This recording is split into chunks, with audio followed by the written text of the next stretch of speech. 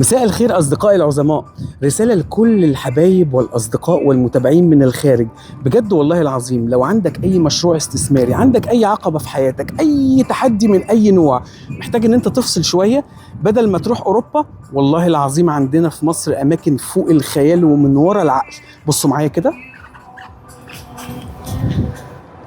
ده جزء بسيط يعني، ده الحمام السباحه اللي موجود في الفندق. طبعا خدمات الفندق 7 نجوم مش محتاجه كلام، كل اللي نفسك فيه واللي ما نفسكش فيه واللي شفته واللي ما شفتوش، مع احترامي لكل الدول. الخدمات عندنا في مصر والله العظيم فعلا مختلفه، حاجه من ورا العقل. انت بس بتتخيل الحاجه بتلاقي القائمين هنا بيلبيها لك فورا، بتخيل بس ومش ببالغ والله. لما تشرفونا هنا هتعرفوا بنفسكم. مكان بجد شيك قوي قوي قوي قوي قوي قوي قوي قوي قوي.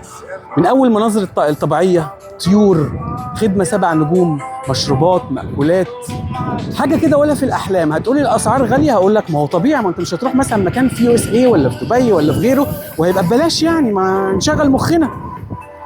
في فنادق اقل، ولكن ستيل هنا الموضوع مختلف خالص. في مصر خدماتنا بجد بجد رهيبه. هتلاقي الاجواء اللي هتساعدك على الراحه النفسيه والفخامه والجمال كله اخر عظمه. انا حبيت بس ان انا اشارككم الاجواء الجميله دي، وبكرر دعوتي دايما لكل اصدقائنا في الخليج وفي اي دوله في العالم انهم يجوا يشرفونا. هتلاقي بجد ما يسركم وزياده. اشوفكم على كل خير وسعاده. تحيا مصر، سلام.